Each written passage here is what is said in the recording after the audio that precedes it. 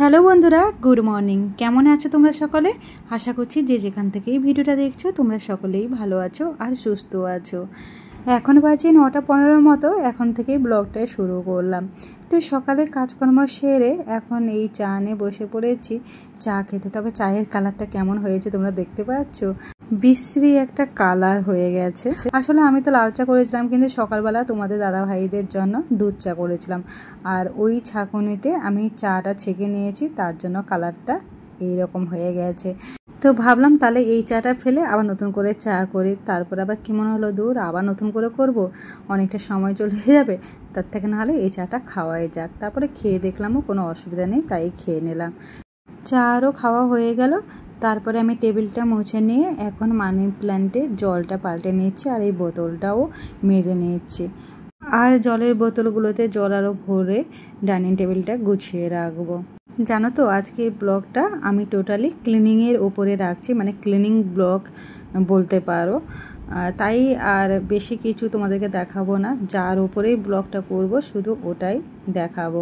ওদিকে আমার বেডরুমের সব গোছানো পরিষ্কার করা সব কিছু হয়ে গেছে, তারপরেই আমি ব্লগটা শুরু করলাম আর কি আস্তে আস্তে, কারণ আজকে প্রচুর ক্লিনিংয়ের কাজ আছে।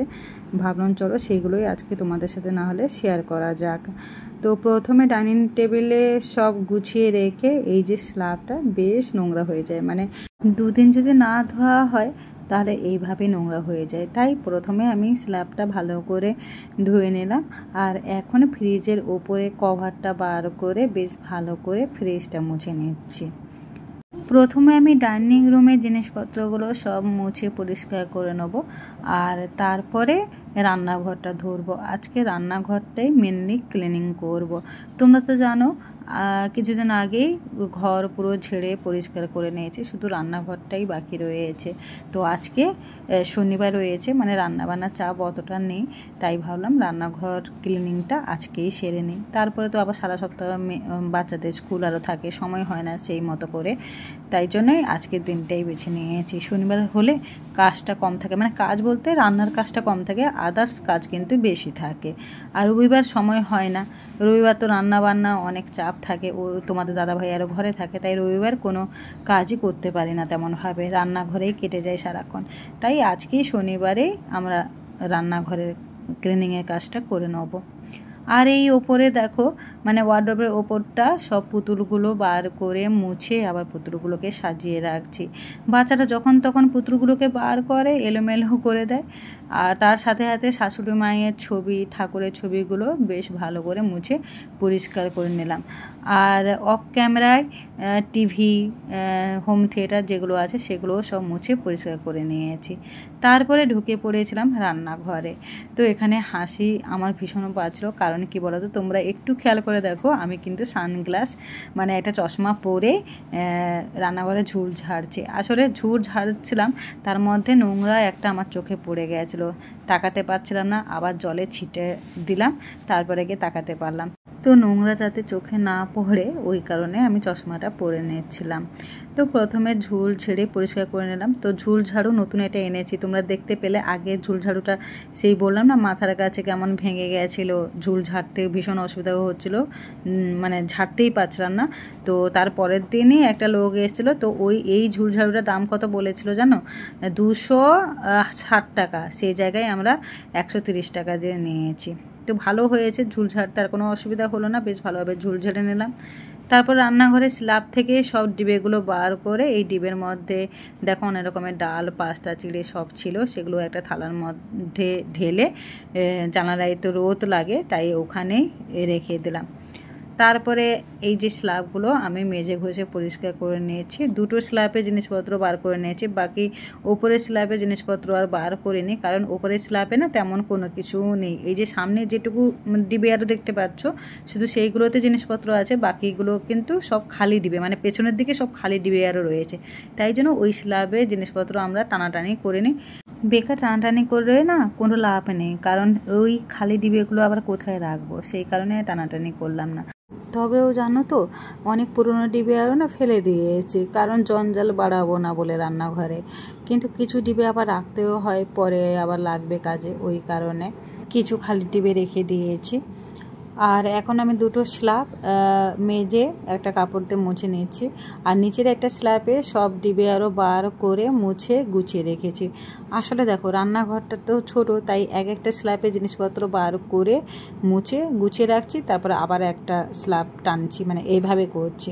ছোট জায়গার মধ্যে জিনিসপত্রগুলো তাহলে রাখবো কোথায়, ওই জন্য এক একটা করে টানছি, গোছাচ্ছি, আবার একটা করে টানছি। দিয়ে এবারে ওপরে এলাম, এই ডিবেগুলোকে মেজে ধুয়ে নেবো। তারপরে শুকনো হয়ে গেলে আবার যেই জিনিসপত্রগুলো এই ডিবের মধ্যে ছিল সব ভরে তুলে রেখে দেবো।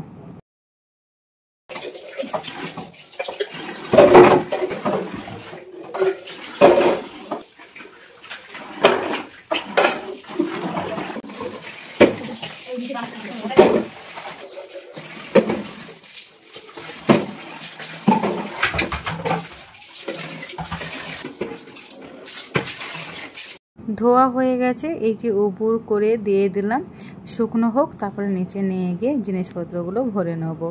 গ্যাস ওভেনটাকে নিচে নামিয়ে দিয়েছি, দিয়ে ওপরে উঠে এই যে জানালা আরও বেশ ভালো করে মেজে নিচ্ছি আর কি। তারপরে তেল চিটে দাগ পড়ে গেছে কোনো কোনো জায়গায়, সেগুলোকে ভালো করে মেজে তুলে দিচ্ছি। আর এই দেওয়ালগুলো তো তোমরা জানো, প্রত্যেক দিন রান্নাবান্না শেষ হয়ে যাওয়ার পরে আমি এই দেওয়াল আরও সব মুছে নিই। তো দেওয়ালেরও অতটা কি বলবো তেল চিটে দাগ আরও পড়ে না।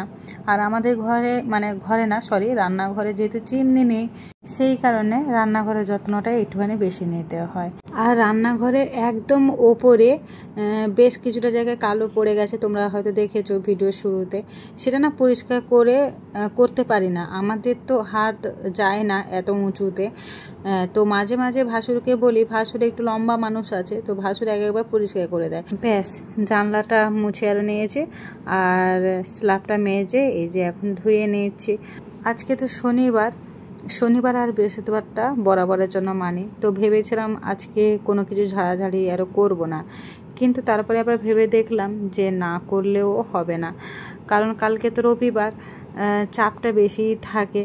আর তাছাড়া হয়তো কালকে তোমাদের দাদাভাই ছুটি থাকতেও পারে, নাও থাকতে পারে, কারণ পুজোর আগে অফিসে আবার ছুটি আরও দেয় না। তো কি হবে না হবে জানি না। কালকে যদি ওরা ঘরে থাকে তাহলে কিন্তু রান্নাবান্নার চাপটাও অনেকটা বেড়ে যাবে, তখন আর এই ক্লিনিংয়ের কাজ করতে পারবো না, কারণ ক্লিনিংয়ের কাজ করতে তো যথেষ্ট সময় লাগে না তাই। আর পরশুদিন মানে সোমবার মেয়ের আমাদের একটা ইন্টারভিউ আছে, মেয়ে যে স্কুলে নতুন ভর্তি হবে সেই স্কুলে আমাদের একটা ইন্টারভিউ নেবে, তো ওখানে যাব। আর মঙ্গলবার দিন কিছু একটা কাজ একটা মনে পড়লো, এখন মনে পড়ছে না, তো যাই হোক। আর বুধবার দিন তো মহালয়া, তাহলে আর কবে করব, মহালয়ার আগে তো ঝাড়াঝাড়িটা করে নিতে হবে, পরিষ্কার করে নিতে হবে। তাই ভাবলাম আজকে শনিবার হোক যাই হোক আজকেই করতে হবে, না হলে আর সময় হবে না আমাদের পরিষ্কার করে ওঠার। সবই তো ঝাড়াঝাড়ি পরিষ্কার হয়ে গেছে, শুধু এই রান্নাঘরটাই বাকি ছিল, তো রান্নাঘরটা আজকে করে সত্যি শান্তি পেলাম।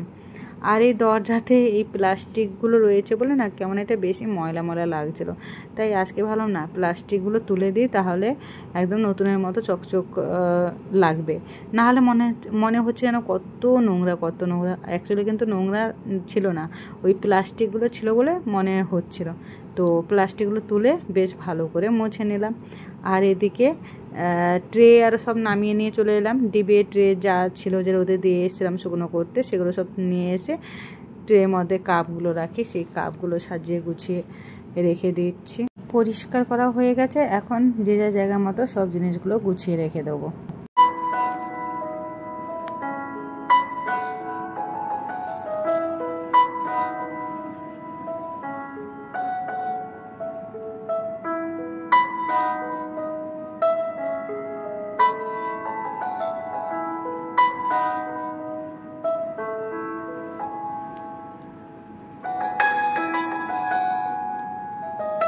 বেশ অনেকক্ষণই সময় লাগলো পুরো রান্নাঘরটা ডিপ ক্লিন করে উঠতে। আর এই অয়েল কন্টেনারগুলো গ্যাসের ওদিকটাই রাখতাম, এখন ভাবছি না এখানে রাখি, মানে একটু পরিবর্তন করলাম জায়গাটা আর কি। অফ ক্যামেরায়ও অনেকটা কাজ করে নিয়েছি, সবটা ভিডিও করা না পসিবল হয়ে ওঠে না, এক তো ভিডিওটা অনেকটা বড় হয়ে যায়, আর অতটা এনার্জিও থাকে না যে সব ভিডিওটা করা। তো যাই হোক, ডিবের মধ্যে এখন যে জিনিসগুলো ছিল সেগুলো সব ভরে নিচ্ছি। আর এরই মধ্যে হঠাৎ করে দেখছি আমার পেট ব্যথা হচ্ছে। তো প্রথমে অল্প অল্প হচ্ছিল, পরের দিকে কিন্তু বেশ ভালোই হয়েছিল। তার মধ্যেও আমি কাজ করছিলাম, কারণ মানে কাজটা করতে করতে এইভাবে তো ফেলে তো রেখে দিতে পারি না। তাই যত কষ্ট হোক যাই হোক ভেবেছিলাম যে আগে এই জিনিসপত্রগুলো গুছিয়ে রাখি, তারপরে নালে দেখা যাবে। তো এত পেট ব্যথা হচ্ছিল যে কি বলবো, ভালো লাগছিল না একদম কাজ করতে, কিন্তু এইভাবে ফেলে রেখেও যেতে পারছিলাম না। ওষুধ একটা আছে, কিছুদিন আগে পেট ব্যথা হয়েছিল, সেই সময় তোমাদের দাদাভাই 3খানা ওষুধ এনেছিল। তো 2খানা খেয়েছিলাম, 1খানা আছে, সেটাই খেয়ে নেবো। কাজটা করে নিই, তারপরে গিয়ে খেয়ে নেবো। এই জিনিসটাকে কি বলে জানি না, এই মুহূর্তে আমার মনে পড়ছে না। তো আমি এটাকে কন্টেনারই বলছি। এটা নতুন, মেলা থেকে এনেছিলাম রান্নাঘরে নুন রাখবো বলে। তো আজকে থেকে জিনিসটা ব্যবহার করলাম। তারপরে নিচে রান্নাঘরটা মুছে পরিষ্কার করে নিলাম। আর চলো তোমাদেরকে রান্নাঘরটা পুরো দেখিয়ে দিই, কত সুন্দরভাবে গুছিয়ে নিলাম পরিষ্কার করে। পুরো চকচক করছে যেন রান্নাঘরটা। তো যাই হোক, আমার মোটামুটি পুজোর আগে সব ক্লিনিংয়ের কাজ শেষ করে উঠতে পারলাম। এটাই শুধু বাকি ছিল, এটাও করে নিলাম। তো চলো তোমাদের এই ক্লিনিংয়ের ব্লগটা কেমন লাগলো অবশ্যই কমেন্ট করে জানিও। আর এখনও কুকারে না একটুখানি সেদ্ধ ভাত করে নিচ্ছি, চাল, ডাল, আলু, ফুলকপি, গাজর আরও দিয়ে। তো কাজ সেরে এইমাত্র একটুখানি বসলাম, আর ভালো লাগছে না, মানে শরীরটা কেমন হচ্ছে, হঠাৎ করে পেট ব্যথা শুরু হয়েছে। তো লাস্টের দিকে সেজন্য তোমাদেরকে আর বেশি কিছু দেখায়নি, মানে কোনো রকম আমি সব গুছিয়ে আরও এই এলাম, একটু বসছি সোফায়, এরপর আবার স্নান টান করবো। কেমন শরীরটা হঠাৎ করে কেন কি জানি পেট ব্যথা হচ্ছে, দেখি স্নান টান করে আসি, পেট ব্যথার ওষুধ আছে, খেয়ে নেবো। ভালো লাগছে না, শরীরটা যেন কেমন হয়ে যাচ্ছে। তো রান্না বান্না হওয়ার কথা ছিল, তো ভাত, ডাল, ফুলকপি তরকারি আরও, কিন্তু অনেকটা লেট হয়ে গেছে, এখন বাজে 1:45 বাজে। তো ভাবলাম না, আর কোনো কিছু করা যাবে না, তাছাড়া আমার শরীরটাও খারাপ লাগছে, ভালো লাগছে না। আমি ভাবলাম তাহলে এক কাজ করে বরং আজকেও সেই সেদ্ধ ভাতই করে নে, ও খাওয়া হয়ে যাবে। তাই সেদ্ধ ভাতটা বসিয়ে এই বসলাম। এবারে স্নানে আরও যাবো, দিয়ে ওষুধ আরও খেয়ে একটু রেস্ট নেবো, ভালো লাগছে না। অনেকক্ষণই সময় লেগে গেলো কাজ করতে করতে, সকাল থেকে পরিষ্কার করতে করতেই পুরো শেষ হয়ে গেলাম। তো যাই হোক, চলো, শরীরটা যেহেতু ভালো লাগছে না, আর ব্লগটা বেশি বড় করলাম না, এখানেই শেষ করলাম। তো সবাই ভালো থেকো, সুস্থ থেকো, আর সবাই এইভাবে পাশে থেকো। আর চলো, আজকের মতো ভিডিওটা এখানে শেষ করলাম। হ্যাঁ, ইচ্ছে ছিল সন্ধ্যে পর্যন্ত ব্লগটা এগিয়ে নিয়ে যাওয়ার, কিন্তু আর হচ্ছে না, পাচ্ছি না। তো চলো, টাটা, সবাই ভালো থেকো, সুস্থ থেকো।